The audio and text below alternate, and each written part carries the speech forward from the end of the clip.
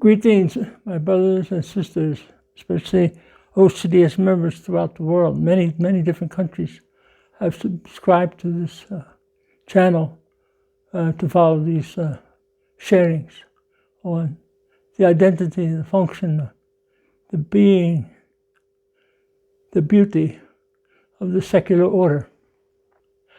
As we pointed out last video number 16, I did a little bit of history about the development of the secular order.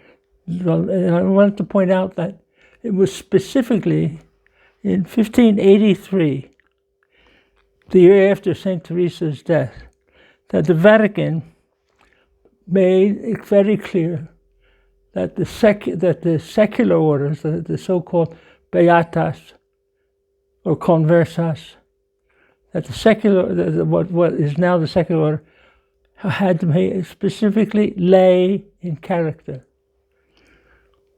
Because originally, when there was still some confusion as to what was the identity of these people, whether they're religious or they're not religious, it was something new in the church. So it developed over the course of time. And it's the church that directs the development. It's the Holy Spirit working through the church who directs the development. And in 1583, the Vatican, the Sacred Holy Office, or the Sacred Holy See, made the determination that the vow which the woman took, the vow of chastity, was no longer to be considered a solemn vow of chastity. It was not the same as the vow of the religious. It made a difference, made a recognition. So lay in character, because there was the first order, and then the second order, which was the nuns, and then the third order was some sort of half lay or half religious. And then the Sacred Congregation said, no, religious are religious, and lay people are lay people. They're part of the order. They're recognized as part of the order.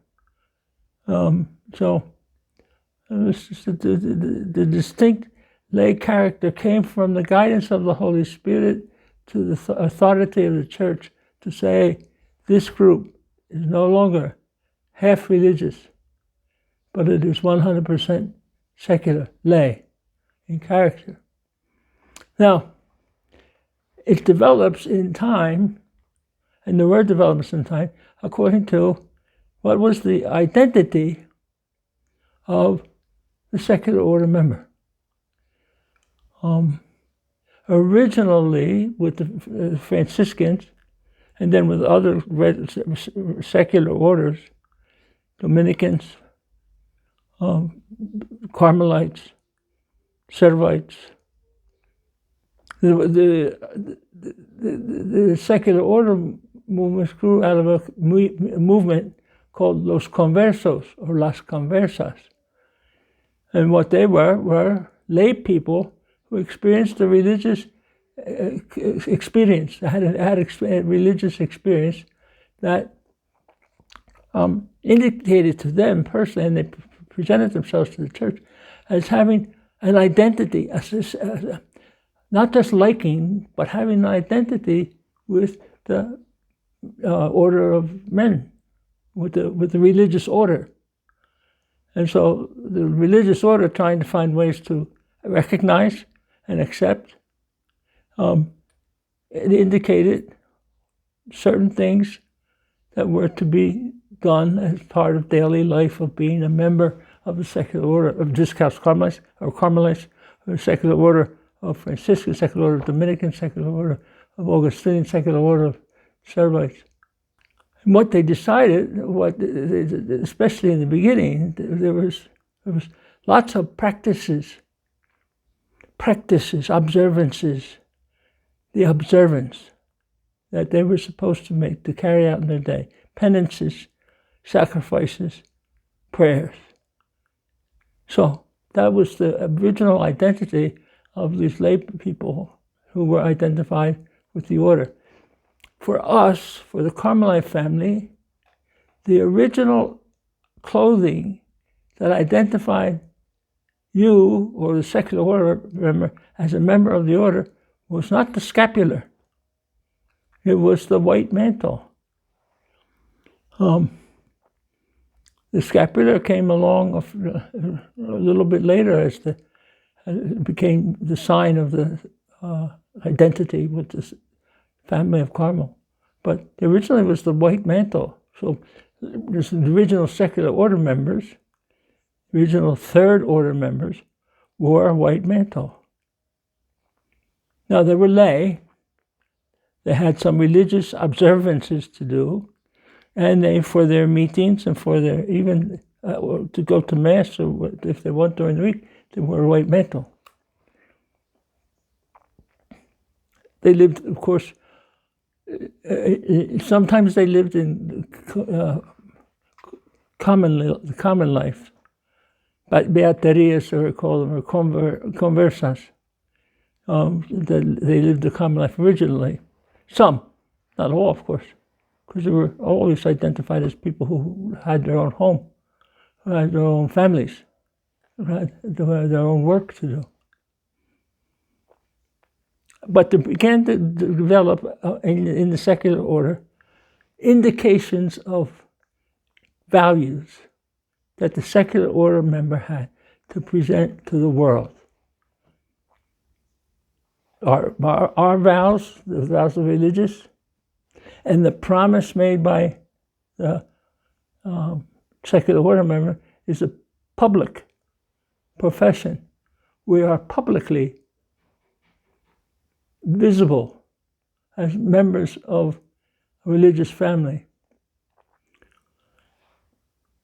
I have crystallized, you might say, or I've identified 6 areas that I think we can discuss what the identity of the secular order is. What the identity of the secular order, member of the secular, in the secular order. What is it? I have them identified in the 2nd chapter of my book on Welcome to the Secular Order of the Discalced Carmelites. And I have them identified as the 6 M's, I call them. 6 M's. 6 points of discussion that involve the first letter with the letter M. Those 6 M's cover the whole area of, I think, Carmelite life, so we understand. The 6 M's are, first M is meditation. Second M, morning prayer, evening prayer, night prayer, if possible. Third M, Mass. Fourth M, Mary. Fifth M, meetings. Sixth M, mission. So in those 6 areas, we can talk about what does a secular order member look like? How can I see a secular order member? How can they make as a witness their vocation? And the first one I put down was meditation.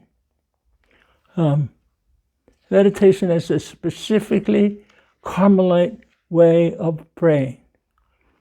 The Benedictines are famous for liturgy. You want to go to a Benedictine monastery and they have liturgy that lasts for 2 or 3 hours. Their style of the Benedictine or the monastic style of prayer includes liturgy as the foundation. Liturgy, of course, we'll get to that when we talk to Mass. Liturgy is essential to the life of a Carmelite.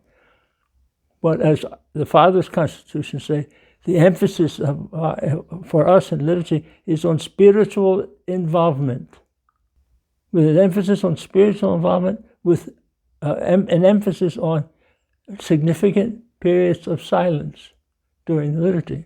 We'll get to that when we talk about Mass and liturgy. But meditation, to meditate on the law of the Lord day and night, the rule of St. Albert, unless lawfully occupied with other things. But to meditate on the law of the Lord, to stay still, and meditate on the law of the Lord every day. Those people, those secular order member people who have practiced mental prayer for 10 or 20 or 30 or 40 years will be able to testify that even though in the beginning it's fighting boredom to meditate, the end result is, if you do it long enough, you begin to understand what real meditation is. Not understand intellectually, but understand by experience that meditation is real. The practice of meditation, the practice of mental prayer, the commitment that we make, friars and nuns, religious, make a 2-hour commitment to mental prayer. But remember, we don't have families to take care of or meals to prepare for our family. We don't have to go to work outside as a man or a woman has to do in order to work and to support the family. So we have 2 hours of mental prayer. The seculars commit themselves to 30 minutes of mental prayer as a minimum. Some can do more. Some can do more. Spend more time in meditation. Now, why do I put meditation first? Oh, certainly, Mass is the highest point of the experience between God and His people. Certainly, the liturgy is that high point. It's the liturgy of the Eucharist. But I didn't put that in the first place because the reason is because in order to go to Mass, you have to get up, get dressed, wash up, get in a car, or walk a distance, go into a building, the church, and be prepared to celebrate with the church the Eucharist of the day. So you have to go someplace to do it. It's not convenient to do it at home. We just usually don't have home masses, especially during this pandemic. But you are able to meditate wherever. You meditate at home.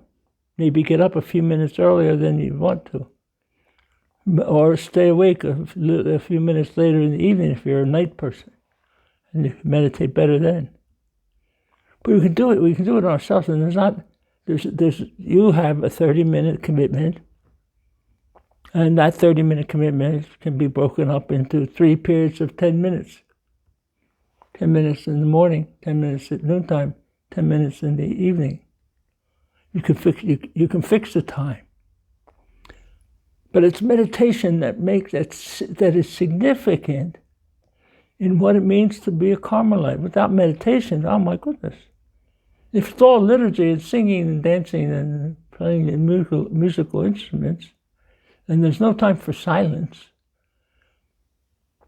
we won't experience what St. Teresa and St. John of the Cross want us to experience. So meditation is significant. And it is the first of what I call the 6 M's. Meditation is the time to seek the face of God. Carmel's life is the life of meditation. When we read St. Teresa, she's talking about the way of prayer in all of her writings. In all of her, many of her letters, she's given direction about it. Fortunately, in English, we have Father Kieran's translation and also E. Allison Pierce's translation of St. Teresa's letters. And so we can see how she's sometimes very directive to people, lay people. One of St. Teresa's greatest supporters in reforming the order was a laywoman, Doña Guilma de Yoya, a widow. So she had family, she had children. She had no husband, but was a great supporter of St. Teresa. And St. Teresa conferred with her a lot about the spiritual life, a layperson, St. Teresa, a layperson. St. John of the Cross wrote and dedicated his most beautiful living flame of love to a widow, Ana de Peñalosa. He recognizes her, and these are lay people who are people of prayer. To be a person of prayer is not to be a person necessarily who says a lot of prayers. To be a person of prayer is a person who is dedicated to, as I say in the previous videos, dedicated to seeking the face of God. The Father has a face. What does the Father's face look like? In your heart.